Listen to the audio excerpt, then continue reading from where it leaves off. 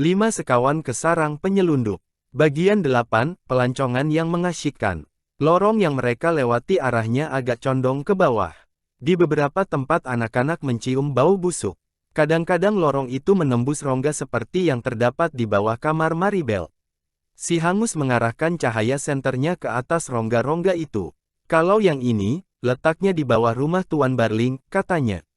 Kebanyakan rumah-rumah tua di sini mempunyai sumur di bawah lantai, yang tembus sampai ke rongga seperti di rumah kita. Beberapa di antaranya sangat tersembunyi letaknya. Nah, di depan nampak cahaya terang, kata Anne sekonyong-konyong. Syukurlah, aku tak senang berada dalam lorong gelap ini. Cahaya yang nampak itu sinar matahari yang masuk lewat lubang sebuah gua di lereng bukit. Anak-anak berdesak-desak ingin melihat keluar. Lubang gua itu terdapat di lereng bukit sebelah luar kota. Letaknya di tebing curam yang tegak di atas rawa-rawa.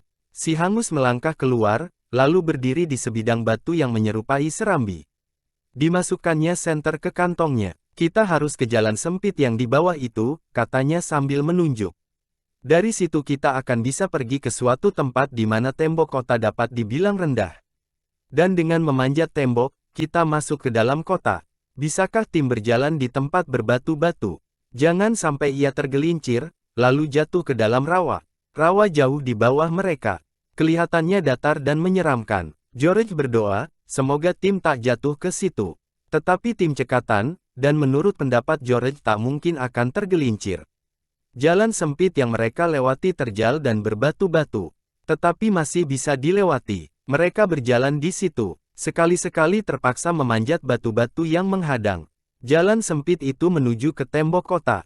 Ternyata kata si Hangus benar. Tembok di situ tak begitu tinggi. Dengan cepat anak itu sudah sampai di atasnya. Cekatan sekali ia memanjat. Pantas di sekolah ia terkenal jago memanjat. Kata Dick pada Julian, abis, di sini bisa sering latihan. Kau ingat, betapa ia memanjat sampai ke atas atap sekolah 2 semester yang lalu. Semua sudah menyangka ia pasti tergelincir. Tapi ia tidak jatuh. Sesampai di atas, dikibarkannya bendera Inggris pada sebuah cerobong asap. Ayo, panggil si Hangus dari atas tembok. Tak ada orang di sini. Daerah ini termasuk sepi. Takkan ada yang melihat kita memanjat ke atas. Dengan segera mereka sudah menyeberangi tembok, termasuk tim. Mereka kemudian berjalan-jalan, berlenggang kangkung sambil menikmati cahaya matahari yang hangat. Sesudah kabut agak menyingkir, kota itu sudah sangat tua. Beberapa rumah sudah bobrok sekali. Tetapi rupanya masih ditinggali orang, karena dari cerobong masih nampak asap mengepul. Toko-toko juga sudah tua, tetapi menarik rupanya. Jendela-jendelanya sempit memanjang, sedang pinggiran atapnya menjorok ke depan. Anak-anak berhenti sebentar, karena ingin melihat ke dalam sebuah toko. Awas, Blok datang, kata si Hangus tiba-tiba dengan suara pelan. Jangan acuhkan tim lagi. Kalau ia mengajak bermain-main, kalian harus pura-pura mengusirnya. Kita harus berbuat seolah-olah tim anjing gelandangan. Anak-anak berpura-pura tak melihat Blok yang datang mendekati. Perhatian mereka terarah ke jendela sebuah toko. Tim merasa tak mendapat perhatian lagi. Karena itu didekatinya George untuk minta perhatian. Husi, pergi, kata si Hangus sambil mengibaskan tangan ke arah tim. Anjing itu tercengang. Ayo pergi. Jangan membuntuti kami terus. Ayo, pulang ke rumahmu. Tim menyangka ia diajak bermain-main. Ia menggonggong-gonggong dengan riang sambil lari-lari mengelilingi George dan si Hangus. Ayo pulang, anjing, seru si Hangus sambil menghalaukan tangan. Sementara itu Blok sudah sampai ke tempat anak-anak. Sedang berdiri. Kalian diganggu anjing ini, tanyanya dengan air muka yang tak berubah sedikit juga. Kulempar dengan batu, supaya pergi. Awas kalau kau berani, bentak George seketika itu juga. Kau saja sendiri yang pulang. Aku tak merasa terganggu oleh anjing itu. Ia baik sekali. Tak ada gunanya marah-marah, konyol. Ujar si Hangus. Dia kan tuli. George kaget sekali ketika melihat Blok mengambil batu besar, dan sudah siap akan melemparkannya ke arah tim. Dengan cepat George melompat lalu memukul lengan Blok yang memegang batu. Batu itu terlepas dari pegangannya. Seenaknya saja, melempar anjing dengan batu. Teriak George. Anak itu marah sekali. Awas kuadukan pada polisi nanti. Nah, ada apa lagi ini? Tiba-tiba terdengar suara orang dekat mereka. Ada apa, Pierre? Anak-anak berpaling. Mereka melihat seorang laki-laki berdiri dekat mereka. Orangnya kurus jangkung, berambut agak panjang. Matanya agak memanjang bentuknya. Hidung dan dagunya juga panjang. Wah, segala-galanya panjang padanya, pikir Anne sambil memandang tungkai dan kakinya yang kurus panjang. Ah, Tuan Barling, maaf, saya tak melihat Anda tadi, kata si hangus dengan sopan. Ini, anjing itu mengikuti kami terus sedari tadi. Lalu Blok mengatakan akan mengusirnya dengan cara melemparinya dengan batu. Tapi George senang pada anjing. Karena itu ia marah. Oh, begitu. Dan siapa anak-anak ini? Tanya Tuan Barling, sambil memandangi mereka satu persatu. Mereka menginap di tempat kami, karena rumah paman mereka rusak karena suatu kecelakaan, kata si hangus. Maksud saya rumah ayah George. Dikirin. Oh, dikirin, kata Tuan Barling lagi. Telinganya yang sudah panjang, seakan-akan menjadi lebih panjang ketika mendengar nama tempat itu. Itu kan tempat kediaman sarjana pintar teman Tuan Lenoir. Betul, sarjana itu ayahku, kata George. Anda kenal padanya. Aku pernah mendengar berita mengenainya, dan mengenai percobaan-percobaannya yang menarik, kata Tuan Barling. Tentunya Tuan Lenoir kenal baik padanya, ya. Kenal baik sekali, tidak, kata George dengan agak heran. Kalau tidak salah mereka hanya berhubungan lewat surat saja selama ini. Kemudian ayahku menelepon Pak Lenoir untuk menanyakan apakah kami bisa menginap untuk sementara di rumahnya, selama rumah kami sedang diperbaiki.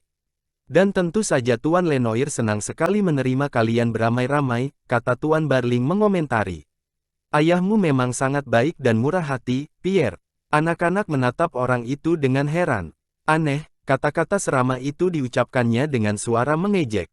Mereka merasa kikuk. Jelas sekali Tuan Barling tak suka pada Pak Lenoir.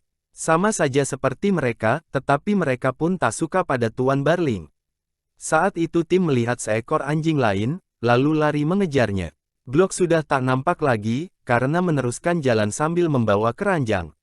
Anak-anak meminta diri dari Tuan Barling, karena segan bicara lebih lama dengan dia. Mereka menyusul Tim. Begitu Tuan Barling tak nampak lagi, mereka langsung berbicara dengan ramai. Aduh, nyaris kita terpergok Blok tadi, kata Julian. Jahat benar dia itu, masakan Tim hendak dilemparinya dengan batu besar. Aku tak heran bahwa kau langsung menerjang, George. Tapi nyaris saja rahasia kita ketahuan karena itu. Masa bodoh, kata George ketus. Aku takkan berdiam diri menghadapi kemungkinan kaki Tim patah kena lempar. Sial, pertama kalinya kita berjalan-jalan di luar dengan Tim, sudah bertemu dengan Blok. Ah, itu kan kebetulan saja, ujar si hangus menenangkan. Tapi kalau bertemu lagi, kita bilang saja anjing itu selalu mengikuti kalau kebetulan bertemu. Kita kan tidak bohong. Anak-anak menikmati pelancongan mereka. Mereka masuk ke sebuah kedai kopi yang antik, lalu memesan kopi susu dan roti berselai. Tim kebagian 2 potong roti, dan langsung ditelannya dengan rakus. Sudah itu George mampir sebentar ke toko daging, untuk membelikan daging bagi Tim. Ia memilih toko yang menurut si hangus bukan langganan ibunya. George tak mau menanggung risiko Ibu Lenoir mendapat laporan dari tukang daging bahwa anak-anak membeli daging makanan anjing di tokonya. Mereka kembali lewat jalan yang sama. Mula-mula mendaki jalan sempit di permukaan tebing, kemudian masuk gua dan menyusur lorong sampai ke rongga besar di bawah lantai kamar Maribel. Di situ tangga tali masih terentang. Julian dan Dick yang paling dulu naik, sementara George mengurung Tim yang terheran-heran ke dalam keranjang kembali. Sudah itu keranjang diikat erat-erat. Keranjang berisi Tim yang mendengking-dengking pelan terantuk-antuk ke sisi sumur sewaktu ditarik pelan-pelan ke atas. Dengan napas terengah-engah Julian dan Dick mengangkat keranjang keluar lubang dan meletakkannya ke lantai kamar.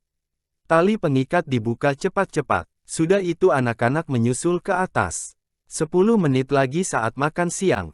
Masih ada waktu sedikit untuk menutup pintu kolong, membetulkan letak karpet dan mencuci tangan, ujar si hangus.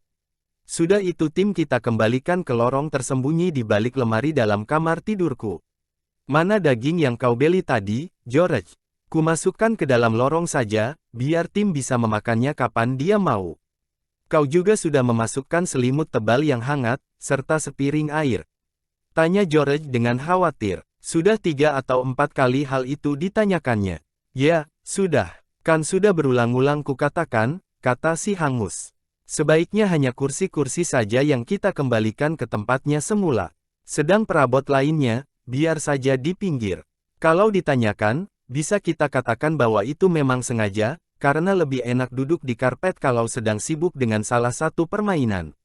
Soalnya repot kalau setiap kali hendak berjalan-jalan dengan tim, masih harus memindah-mindahkan perabot terlebih dulu. Mereka selesai tepat pada saat makan siang. Mereka dilayani oleh Blok dan Sarah. Anak-anak duduk menghadapi meja.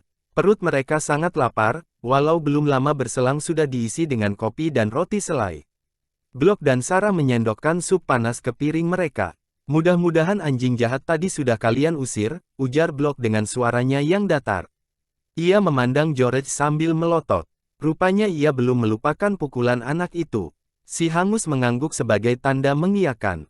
Tak ada gunanya menjawab dengan kata-kata, karena Blok toh tak bisa mendengar.